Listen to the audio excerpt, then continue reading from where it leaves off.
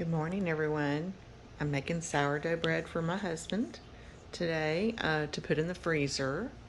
I am personally doing low carb right now and trying to stay away from these types of flours.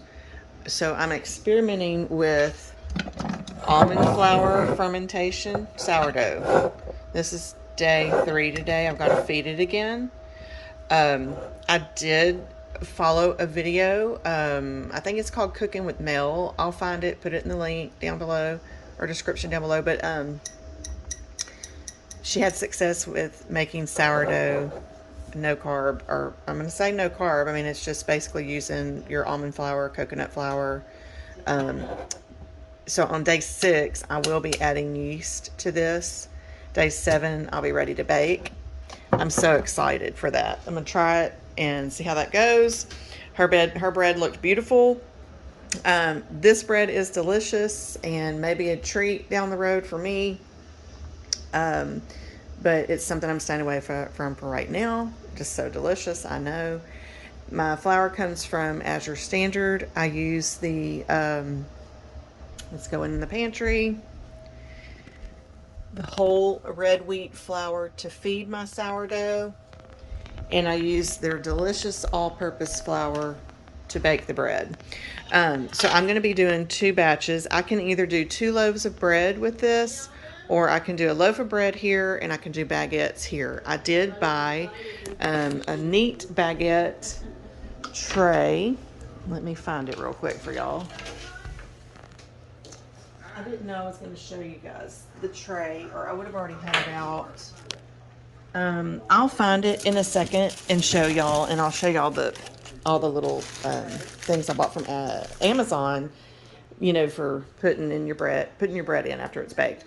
Anyways, okay, so what I've done here, this is my recipe. I do 5 cups of flour per loaf that I'm dealing with or working with. So we got 5 cups of flour here, and then I do 1 cup. This is my beautiful start. I did let it come to room temperature for a couple of days. I keep it in the fridge so I don't have to feed it but once a week. But I've been feeding it daily for the last 3 days at room temp just to kind of get it active again. You don't have to do that. You can just feed it the night before in the fridge, and then the next day you can take it out and take out your cup of start. So I put a cup of starter and add it to the flour. Okay, so I'll be back in just a second and show you what I do next. Okay, now I have the active dry yeast that I buy from Azure Standard also, and I keep it in my freezer. This is a 2-pound bag. I use 1 tablespoon. You don't have to use active dry yeast or any yeast with sourdough. It will rise on its own with its wild yeast, but I like to get that full rise, so I add it to mine. So I'm going to put that there. And then the next thing I'm going to do is add my 2 cups of water, and I like to do it a little bit of like lukewarm, a little warmth to it. No more than 105 or 110 degrees because you want it to activate that yeast. And so I'm going to be adding water next. I'll be back. Okay, so now I'm going to add my warm water, and I'll usually let this set just to kind of get it activated a little.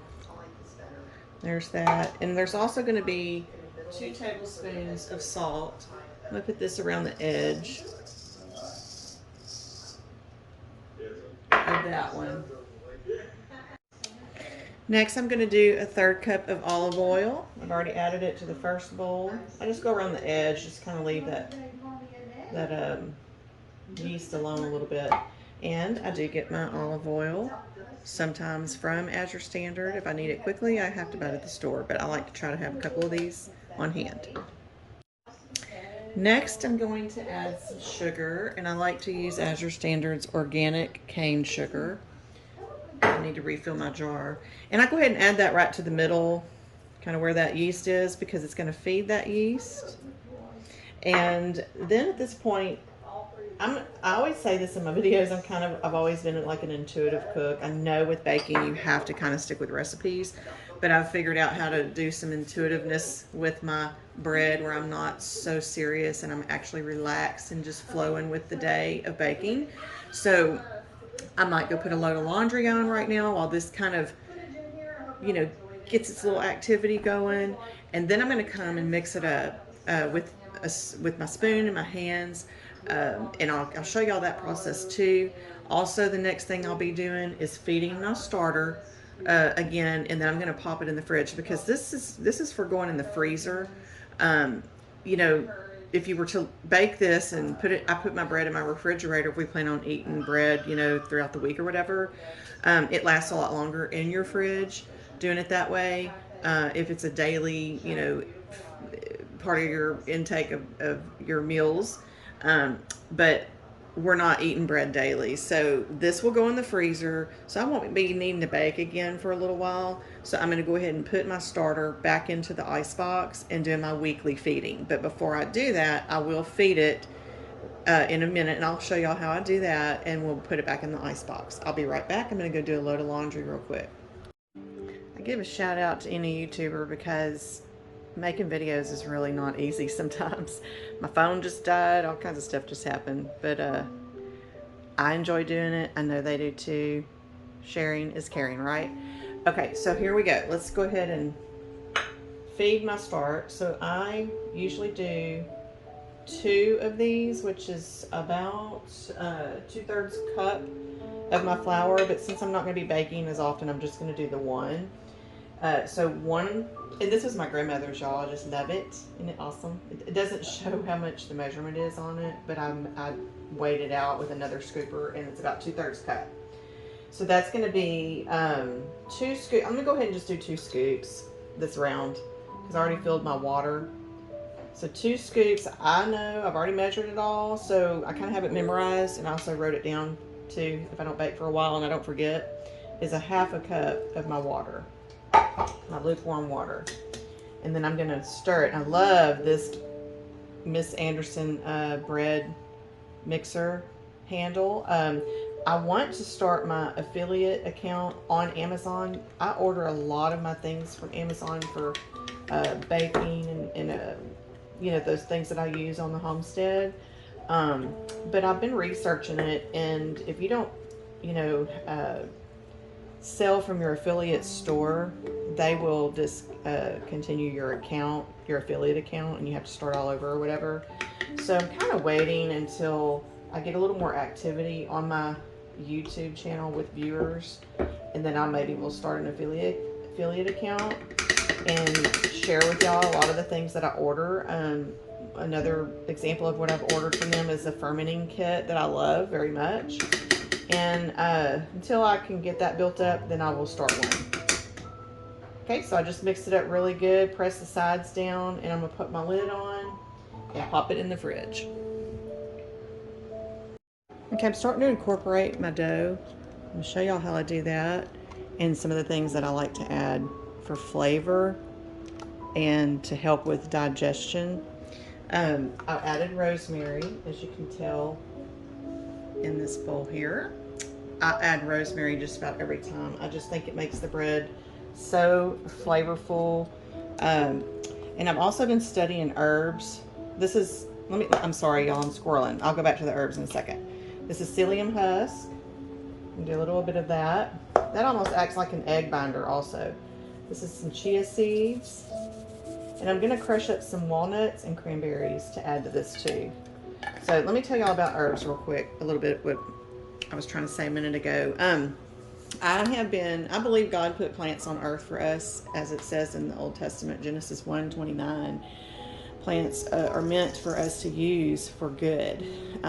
He's just so amazing, and I've really been studying the medicinal properties of plants for the past 3 years. This spring, I'm really going to try to up my game and planting more of those around here. I've always done herbs, but I used them more for culinary, and now I'm starting to use them for medicinal purposes. Rosemary is said to open the brain up, like if you're getting ready to study for a test. It's good to maybe sip on some rosemary tea, take a rosemary tincture. I do make tinctures, and I do occasionally take my rosemary tincture. One of my favorite tinctures that I discovered and made, we found mullein at our Jerry Lease in the Hill Country, West Texas, and I cured my leaves and made a tincture with it, and I'm going to tell you, it opens my lungs up whenever I have an asthma flare. Just pretty amazing, and it just makes God just that much more amazing to me, the things that he's provided for us.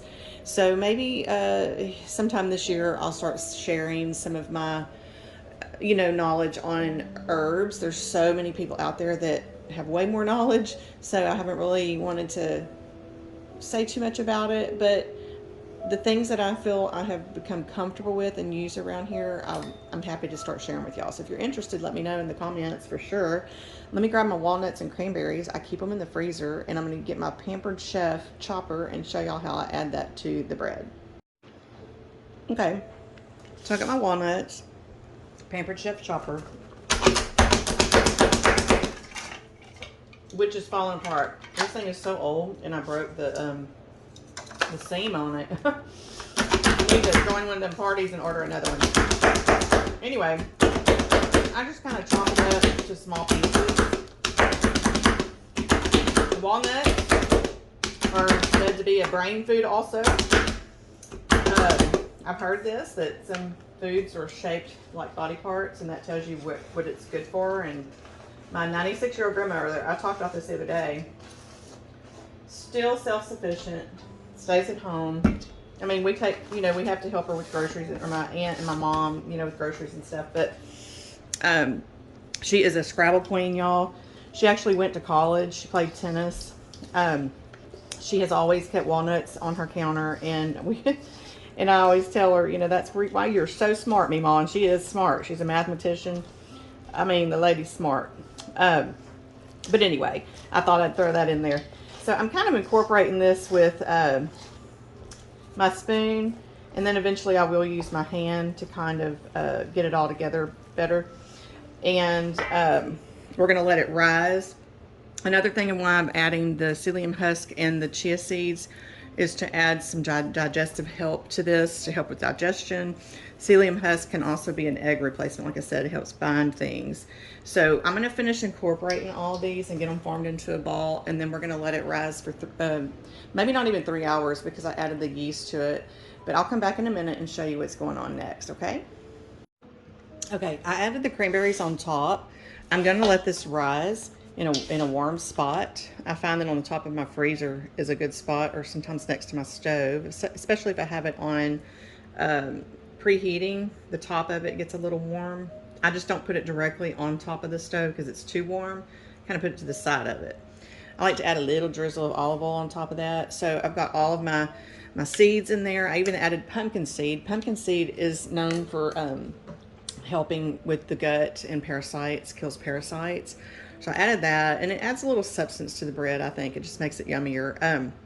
So after I see that it's risen to the place I want it to be, with the yeast in there, I see it usually takes about an hour to an hour and a half.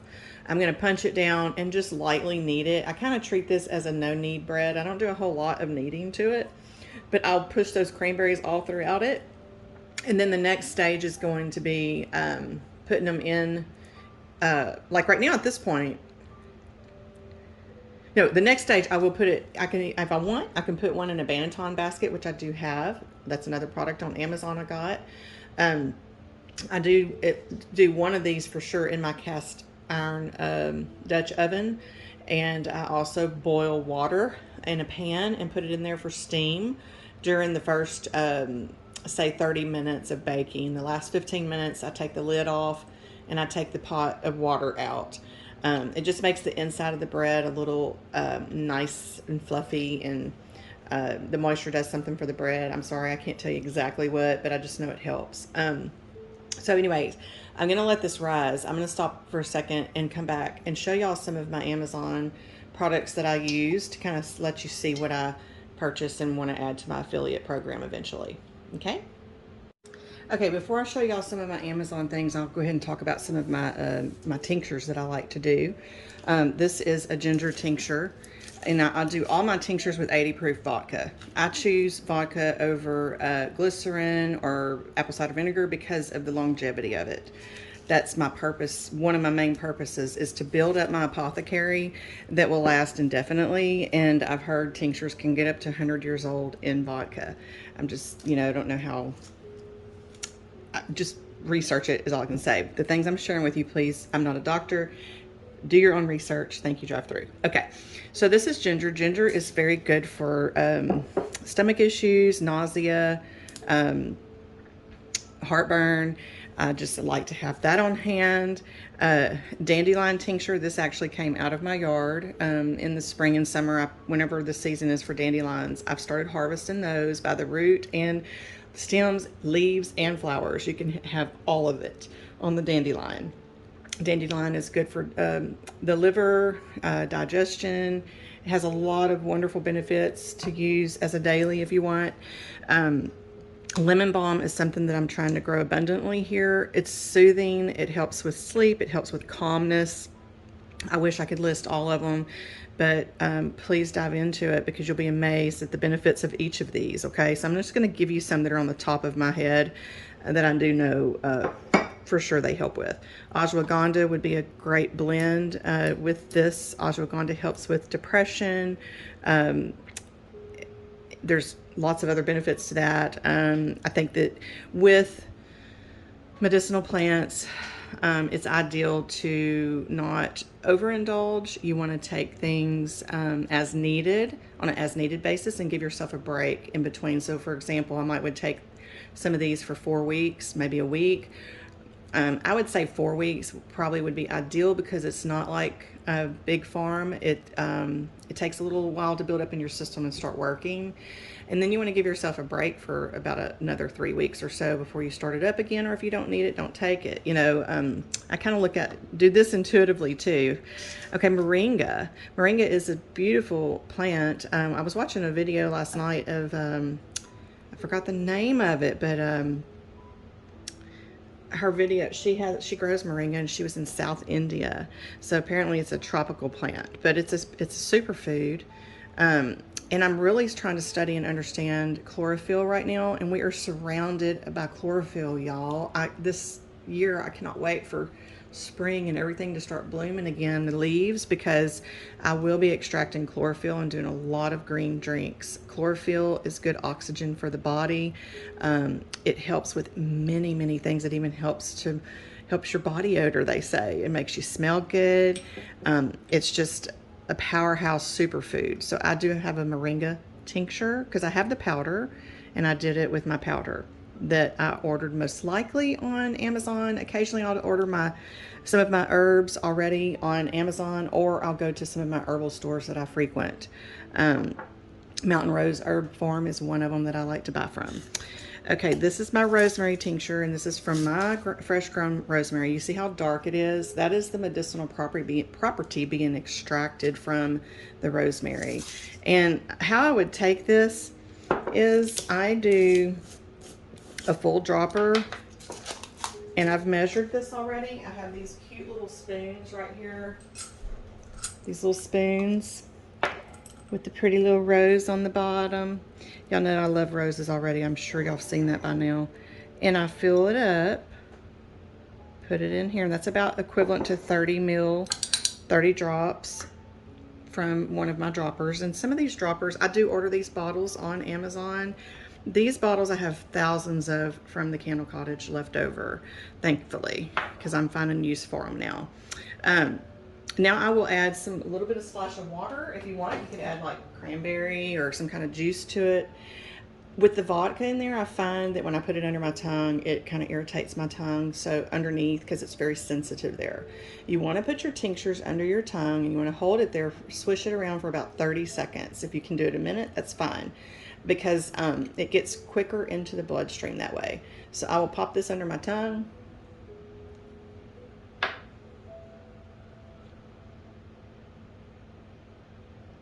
That's probably not 30 seconds because I'm doing a video and I don't want to take up time. And then go about my day, and I will have a brain ready to soak in all the knowledge today of everything that I watch. Okay, intestinal edge is something that I bought I actually bought this from my sweet dear friend. She just opened a mercantile store nearby, and I have used Intestinal Edge, and I bought it off of Amazon. I was able to get it from her this time. This is a 2-ounce bottle. The first bottle that I bought was a 1 ounce.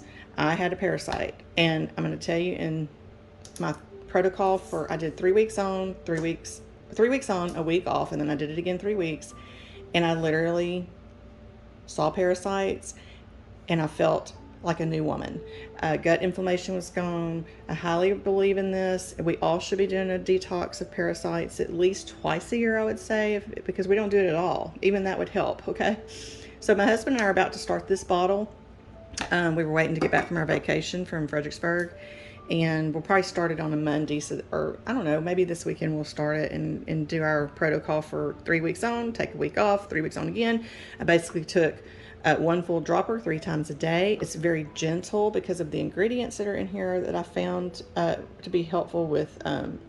It has like the black walnut is what kills parasites. It has the orange peel, lavender flower, clove kills parasites, Genesian root kills parasites, wormwood kills parasites. It has a tansy herb, so it has some really nice gentle herbs in there too that it just was really easy to use. I didn't have any die-off symptoms. We'll have to talk parasites later. Let's keep going here. Raspberry leaf is good for the woman, for the uterus. Do not do any of this if you're pregnant, okay? Please research. I'm just showing y'all what I use in my home, but this helps keep a healthy uterus, raspberry leaf. The turmeric, I have black pepper in here also, because black pepper activates the curcumin. Black turmeric is good for inflammation. It's a powerhouse. Do some research on that. I also infuse some of my herbs into honey. I'm really wanting to get more honey here. If I'm gonna have to get my own beehives, I'll do that. We have 100 beehives down the road. I just finally saw what company it was, and they're out of like North Dakota or something. I'd love to get a hold of them and see if they want to use some of our land, and maybe we can exchange honey. I don't know how that works, but I'd like to have it for medicinal purposes more so than anything else. Okay. Let's see. This is my mullein that I made out of the leaves that I harvested myself, my husband and I, at our dear lease, and I've gone through 3 bottles. That's, you know, I have asthma flares occasionally. They're seasonal, but I will tell you, under the tongue, just like I took the rosemary, I noticed that it opens my lungs within 20 minutes and I can breathe. It's amazing. I love mullein.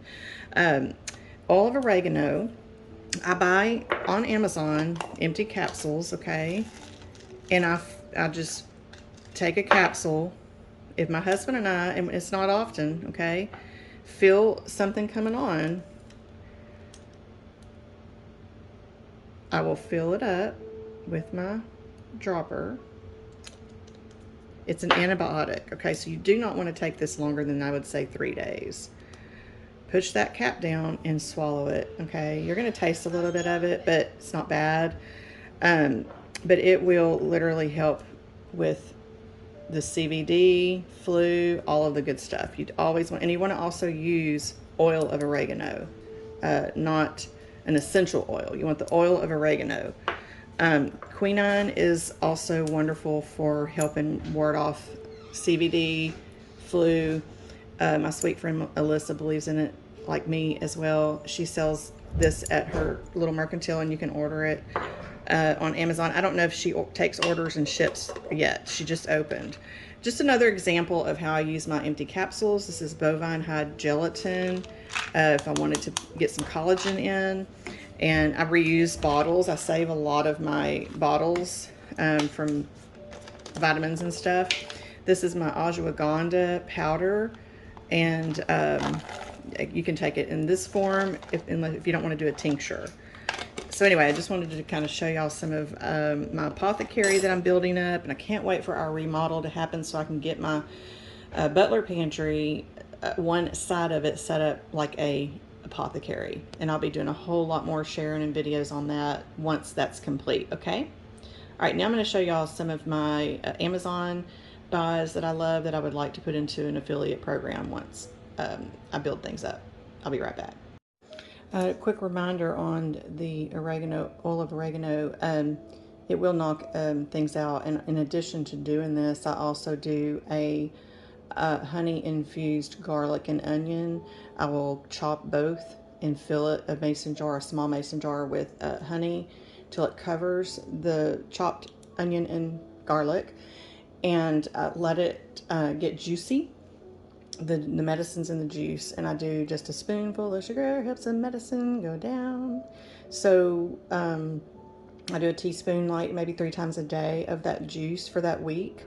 And it just freaking knocks it out, y'all. I'm telling you right now.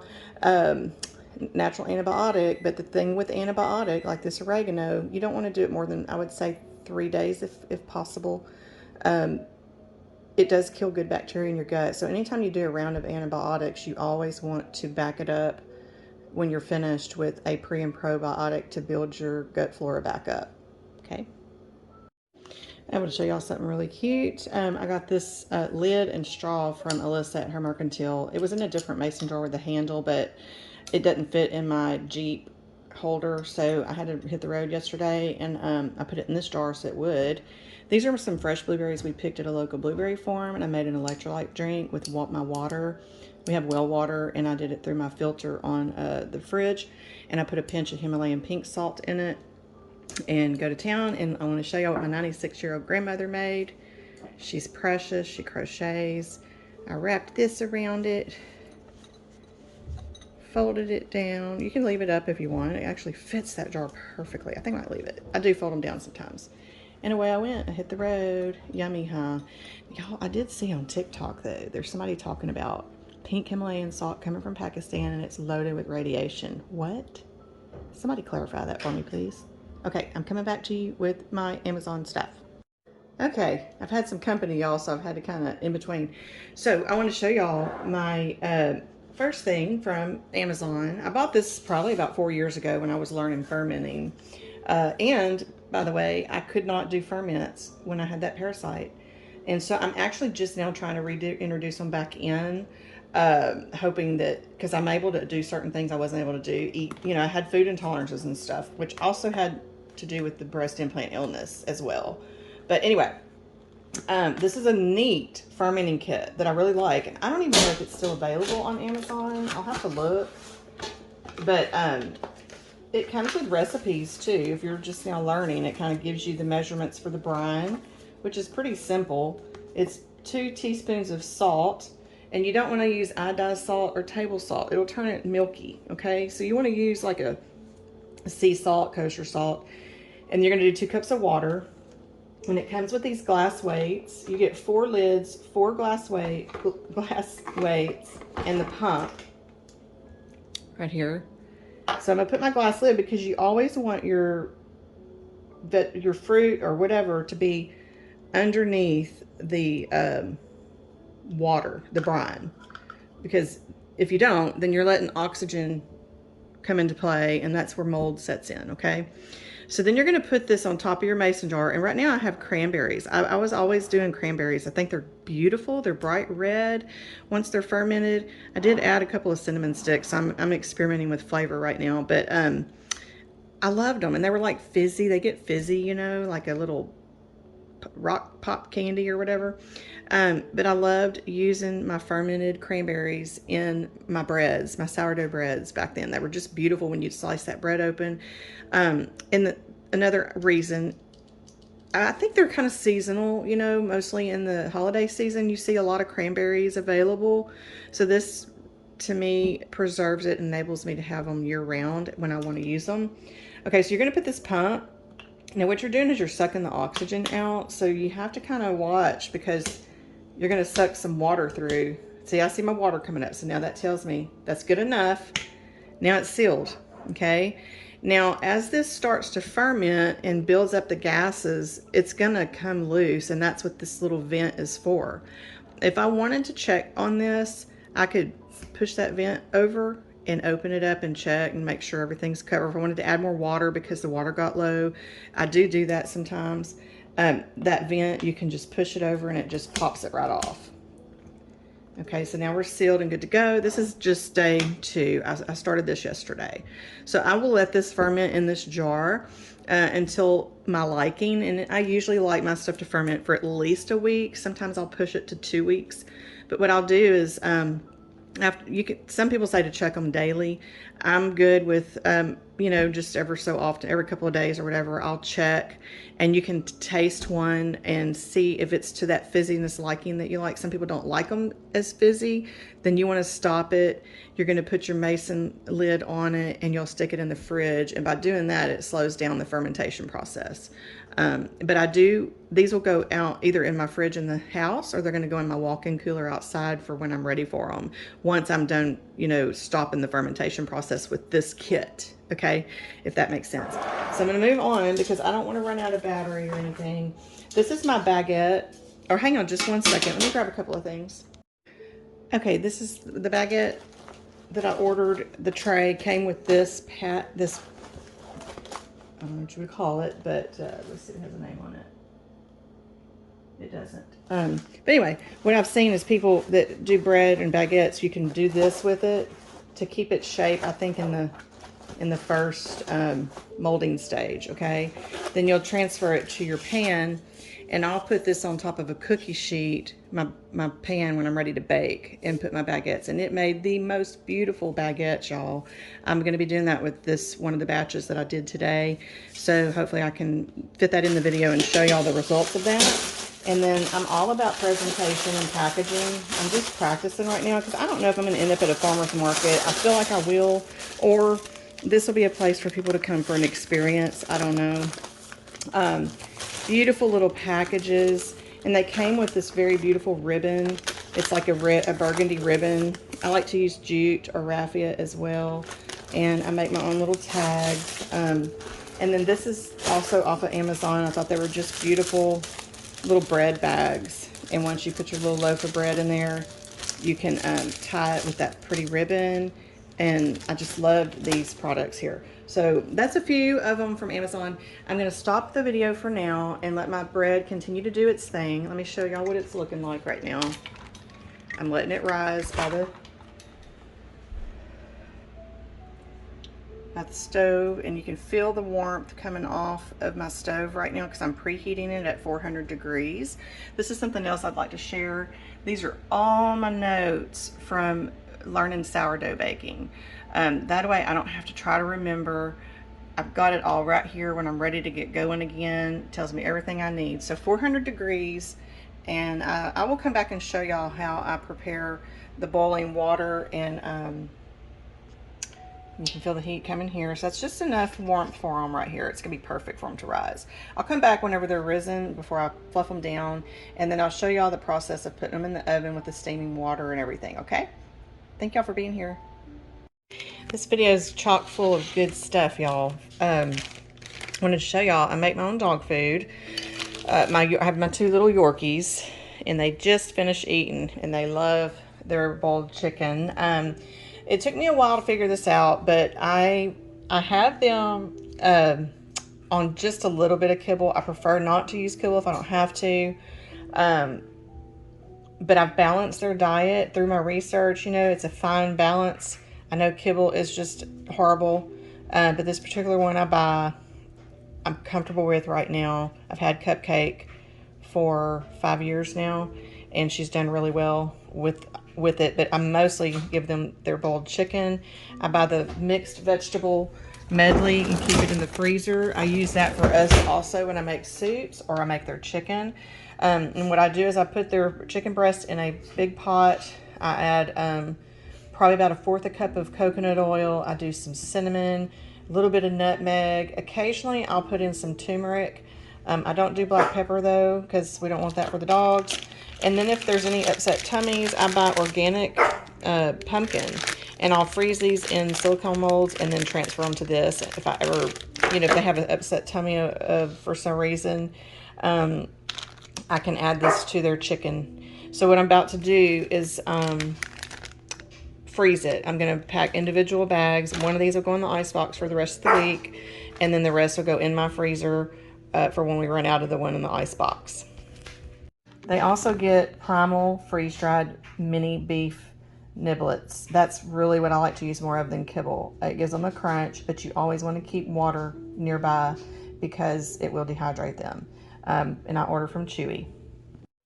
Ready for the freezer, ready for the icebox. I got 3 bags. Normally I'll get about maybe 6 to 8 if I do 2 packs of chicken breast.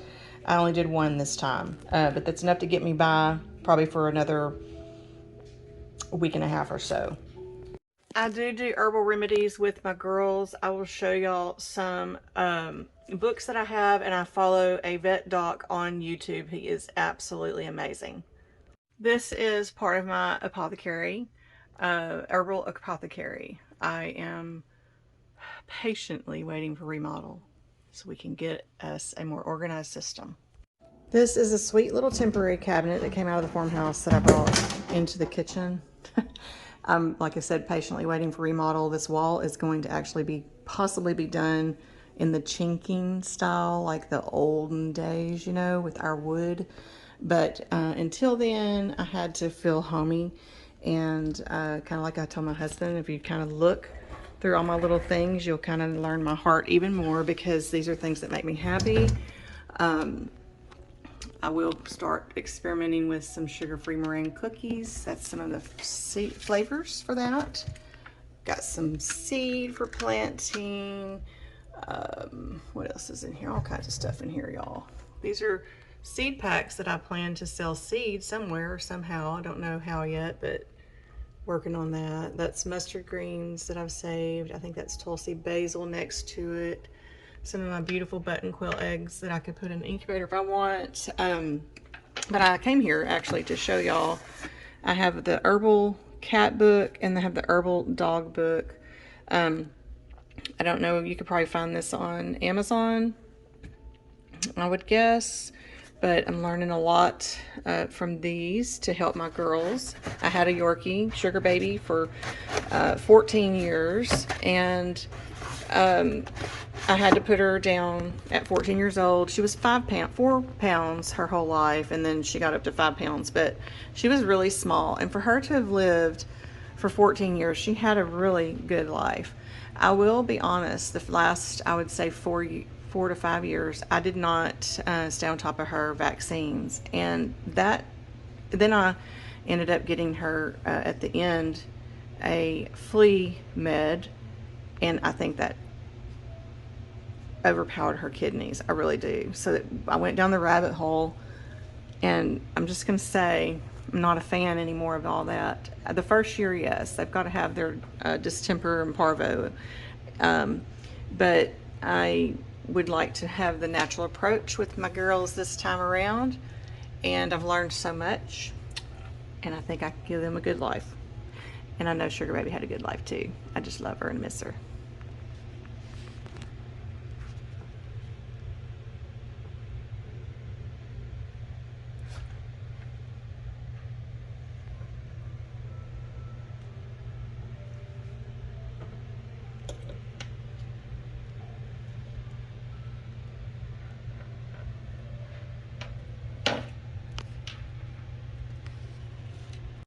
This is a special little cabinet that was one of my very first cabinets at the Candle Cottage that we would put things in, soap or whatever, you know, we were doing heart tarts or what have you. And anyway, right now it's got my seeds ready for spring to start, and lots of seeds going on in here. And yarn, I've been playing around with little outfits for my girls. Made this little Yorkie. I'm not finished with it, but out of yarn. Isn't it cute? I saw this on Pinterest, and then I'm going to sew it on top of the sweater. This is Hollyberry, our pet deer, when she was a baby, and y'all have seen her in the videos. I got her at 12 hours old. She's an Axis, so we can have her as a pet. She thinks she's a dog. She's been raised around a lot of farm animals. We had to send her back to the farm which she came from for a year and a half for us to move. And once we got here, my husband surprised me. We brought her back last Christmas. So she turned 8 years old, January 28th. And she's doing wonderful with Bud out there. She's got her little buddy. And there's sweet SugarBaby. My son drove me to have her put down, and my sister surprised me and met us there. And I did have her ashes made. These are her ashes, and I'd planned to scatter them over a rose garden. We hadn't moved here yet, So I wasn't quite ready. I didn't want to leave her behind, so I brought her here. And right now I'm happy with the way I have it. So I don't know if I'll end up scattering her here or not, but she was a precious little dog. She was the Candle Cottage mascot. She was in a lot of our commercials and newspaper ads. And here's Drake and Sugar Baby here when she was little bitty. And there is my beautiful Meemaw that I keep telling y'all about, that's 96 years old right now. This is an older picture of her. She sold Mary Kay. That's a Mary Kay picture of her. Some little paintings I did of my Yorkies.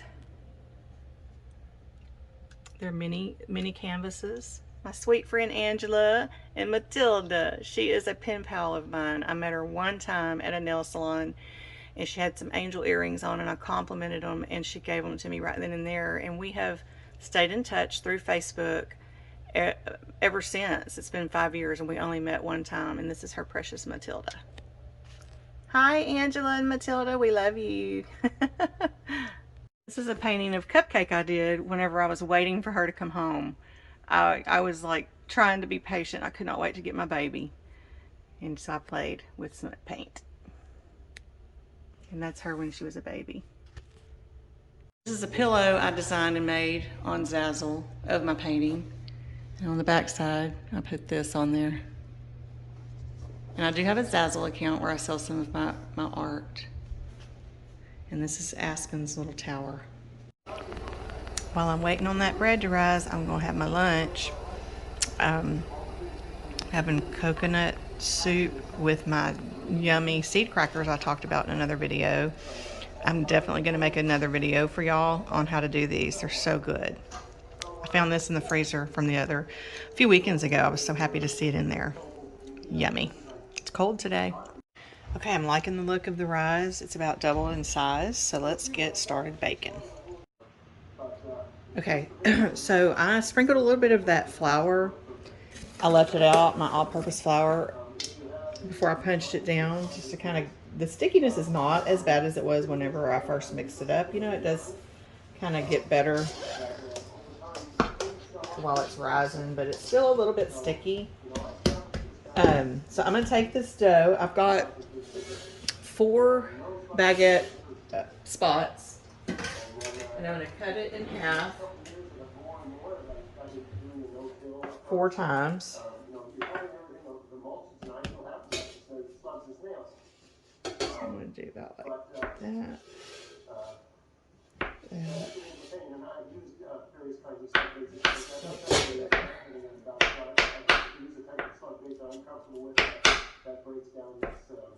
Might have to add some to the end ones from these middle pieces.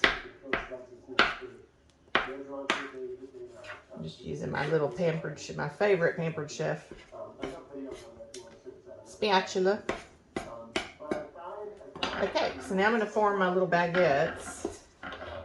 And I'm gonna need to make a correction on the Banneton basket, and I'll show y'all the basket. I also ordered it off of Amazon. I'm kind of rolling it in that flour, y'all can see, and I'm just gonna make it as long as the tray. But you wanted to put, like I would have put that other loaf in the Banneton basket for this first rise. I'm not gonna rise it again, other than what it does in the oven. So I should have put it in there, the other loaf, if I wanted to do a Banneton shape. But that's okay. I'll just hand shape it. Hoping y'all can see. Yeah. I'm just making, and then I'm gonna go get in a second my razor blade scoring tool that I also ordered off of Amazon to score these. Just roll them as even as I can get them. And they're going to rise in the oven as they're baking. These are good, you know, just to cut them small. If you want to do like little small toasties. Or you can cut them in half or leave them even whole and make Subway style sandwiches, you know. Kind of like a Subway bread. Which, this is better, right?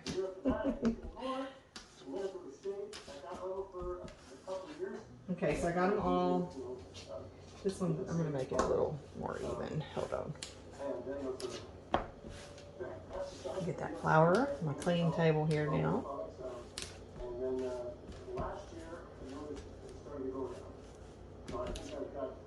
In the basket here, the Benetton pan, I mean. Okay, and next I'm going to glaze them with some, well, first I'm going to score them. Then I'm going to glaze them with some olive oil, and then I'm going to sprinkle some additional seeds on top. I'll be right back. All right, here's the Benetton basket. So if you were going to use this, we would have done the first rise, the only rise I do, in this first. You would dust a whole lot of flour in there, and then you drop your dough ball in there and let it proof. I've done 2 proofs with this recipe, and I find that it doesn't rise as well. It's overproofed, so I just do the 1 proof, and it did take about, this time it took about, it's cold out today, even though it is warm in my house, it took about 2 hours. So anyway, I store this inside of my Benetton basket so I know where it is each time, even though I still had to look for it just now. Okay, I'm gonna try to just kind of push these a little even. They turn out so pretty, y'all. I was so thrilled. And I've only done it once. Okay, so let me get my olive oil.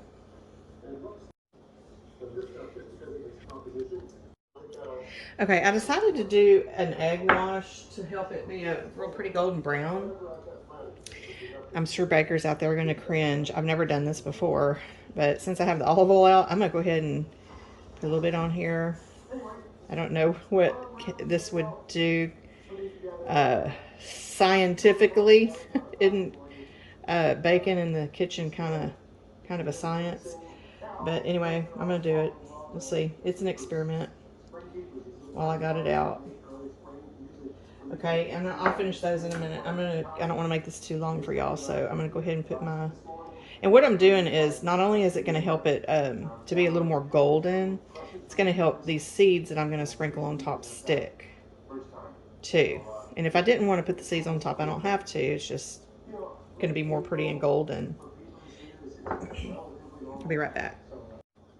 Okay, I ran outside real quick and rinsed off some fresh oregano.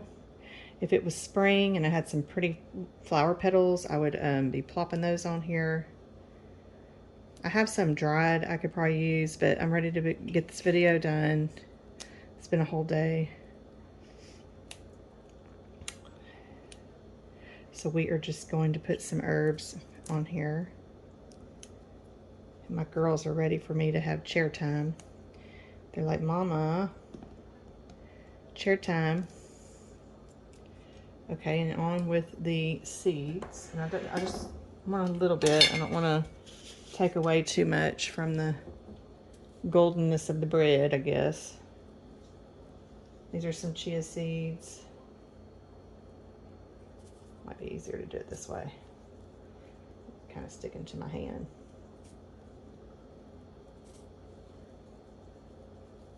Just kind of gives it a little professional look, right? Seeds just went everywhere. At least they stayed on the table. A little bit of psyllium husk. Psyllium husk. A little texture there. And we'll do some pumpkin seeds.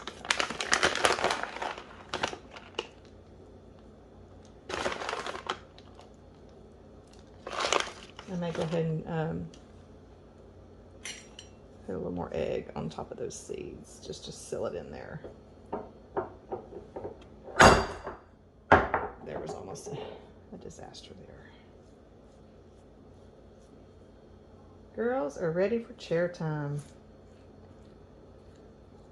They love chair time with me and Tony in the evenings after a day.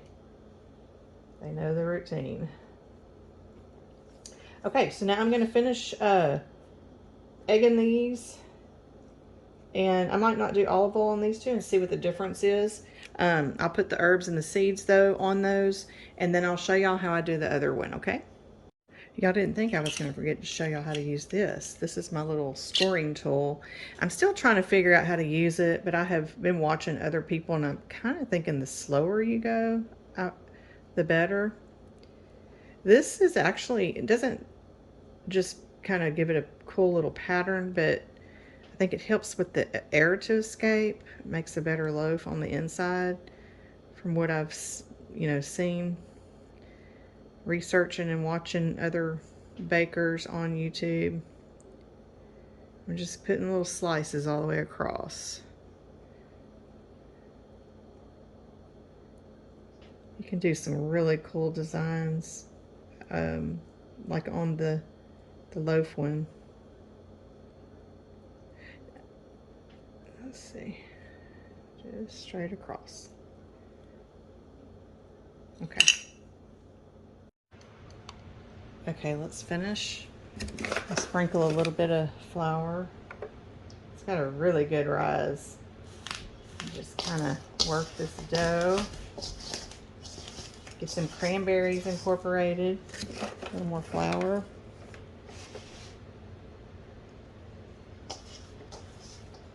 Really can't see what you guys are seeing, so I'm trying to make sure you're seeing what I'm doing here. Ready to go. Now I'm just going to kind of lightly work the dough and get that the cranberries kind of folded in. I'm not going to do a whole lot, and I'm going to shape it.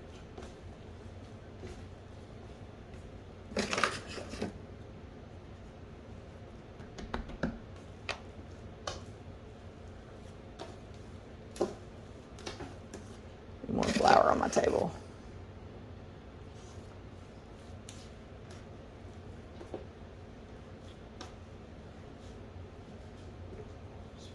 In the middle here. This will be the bottom, and then this will be the top. I don't want to waste a speck of anything.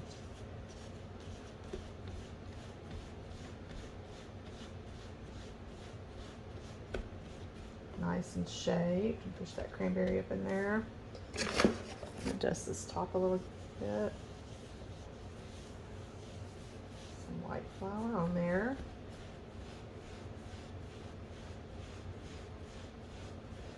And there's something about when you score, it gives it an ear. I forget what all that means. I'm sure someone on here might know. But you score to the side here, and the bread will open up and give it like this ear fold. I forgot the reason behind it, y'all. I'm sorry. I give y'all some information at least to get you excited and maybe started on doing something. And then you could do some fun little marks on the other side if you want.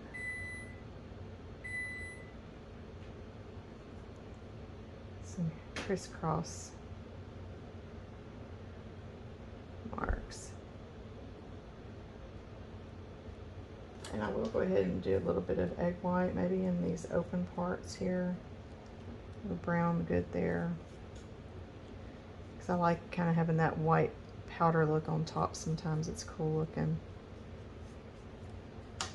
And we'll do a little bit of seeds on here as well, maybe up in here. You can use poppy seed too. A seed is a seed is a seed, kind of like a rose is a rose and an egg is an egg. I don't know. Okay, and now I'm going to pop it into my Dutch oven, but let's put it carefully on this push that up into there. Wax paper. Still holding its shape a little. It's going to be a wide cut. And now it's in the pot. Ready to go in the oven, and I'll show y'all how I prepare the oven. My phone died, guys, so you didn't get to see me put the cast iron in the bottom oven, but I did the same thing. A pot of boiling water, and then I'm going to add the baguettes to the top of that.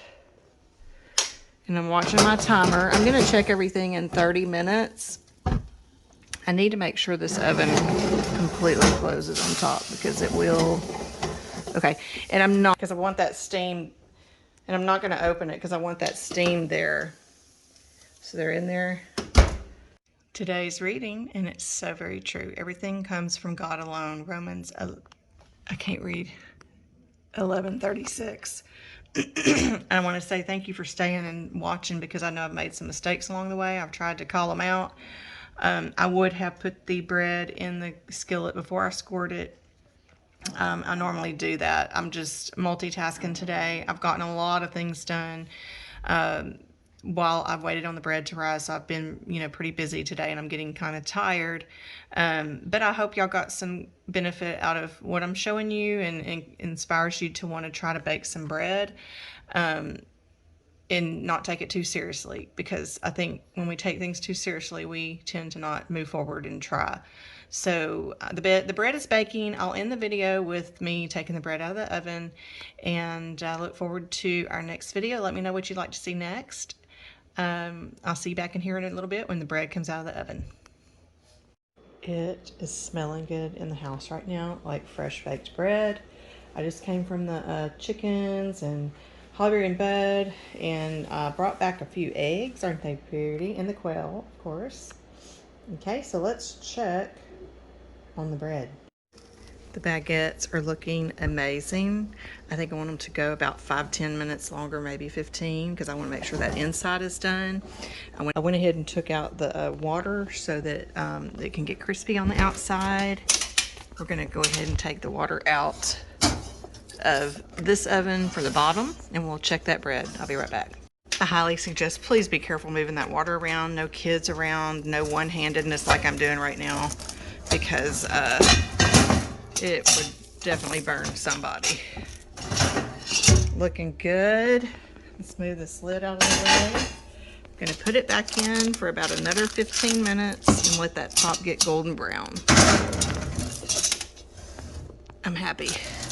Smells amazing. Here they are. Look how pretty.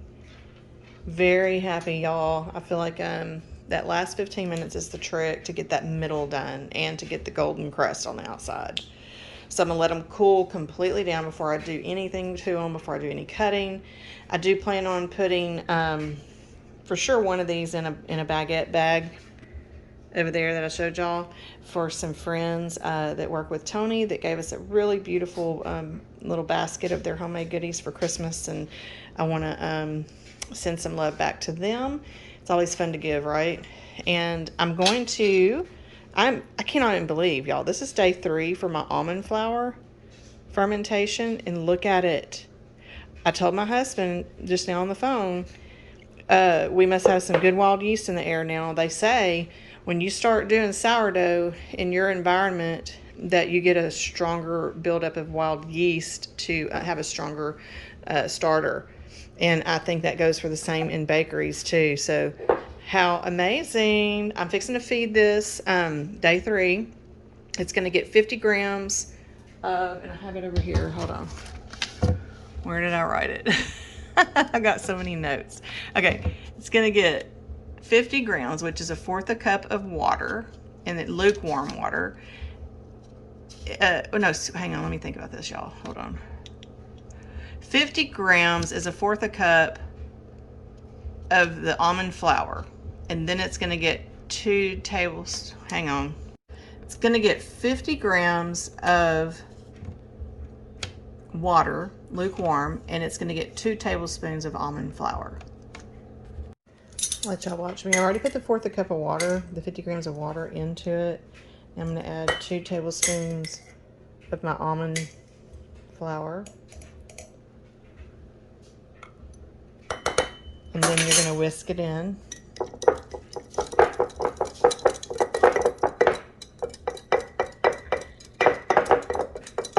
One-handed, sorry. If y'all notice, my thumbnail is missing. I've started choosing to do, I know in one of my videos I said about chickens, if you should get chickens, that one of the last ones I did, and I said at the end of the video, just do it. And I know that's probably not just realistic for a lot of people because of the expense of it and the timing if you're not in a location where you really can. So I wasn't trying to be, non-realistic, I guess. But one thing I can say is I've been getting my nails done. went to cosmetology school, and I love, I'm a 1980s girl, okay? So what I'm trying to say is, I love the beauty industry, you know, but I am trying to back off, you know, the worldly stuff, and I do consider that part of it, you know, getting back to your natural, and health and all that, you know, the chemicals and everything. But you know, I've just always, it's an art form to me. I like to get creative with them when I go get my nails done. I use them as tools, especially used them as tools when I did candle making. They just came in extremely handy with all the hot waxes and stuff I mess with. It was just so easy to have these as tools. Or if I was doing hair, you know, I use them to part hair and things like that. But what I'm trying to say is, you know, there are things that we can maybe do ourselves and give up as an expense to enable us to do some things that we want to do that we might not be ready to do for. We were able to do it both. You know, I could go get my nails done if I wanted, but I've noticed when I got my nails done 20 years ago, of course things go up in price, right? But, you know, for a long time we were paying $40 for a set, and maybe $30, $35 for a fill, and then by the time you leave a $5, $10 tip, you know, they're running $60 now. So by the time you leave there, you're paying $70, $80 every 3 weeks to get your nails done. And I've decided to do that myself. I'm also doing my own hair now. I'm doing my own color. I'm doing my own cutting. But I ordered some dip and a drill and everything from Amazon. I actually did this first set myself. And I learned a couple of things on YouTube that I know I've always liked my nails a certain way. I don't like them flat. I like them to have a little bit of a ridge in the center, and I didn't know that was called an apex. And you can build up an apex with the dip. You can also dip the tips with dip. So I've been experimenting and playing around. I don't like the way these came out because the pink came down way too far. So, you know, there's some more learning curves I've got to do.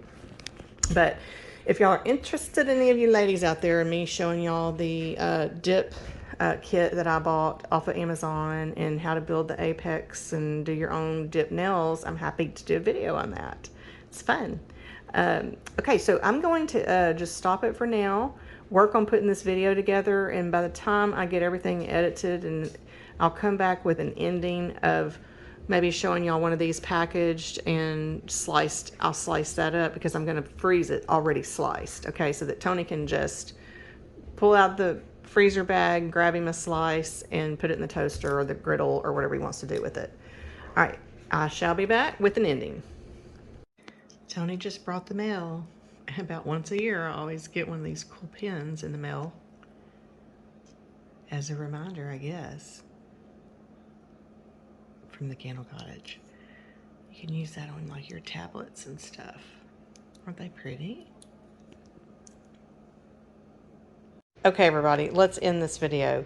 So this is my sliced loaf. It's going in the freezer. This is sliced loaf. It turned out beautiful. It's going in the icebox for Tony.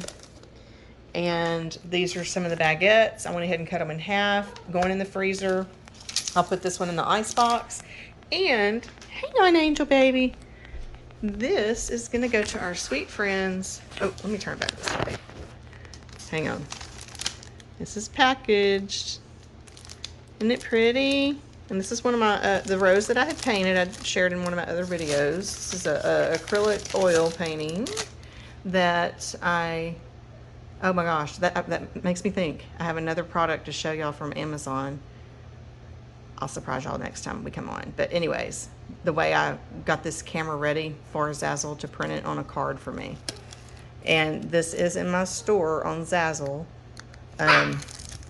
If you want to go and check that out, I'll leave my Zazzle link in the description below. But they're going to get them a loaf of the baguette rosemary bread.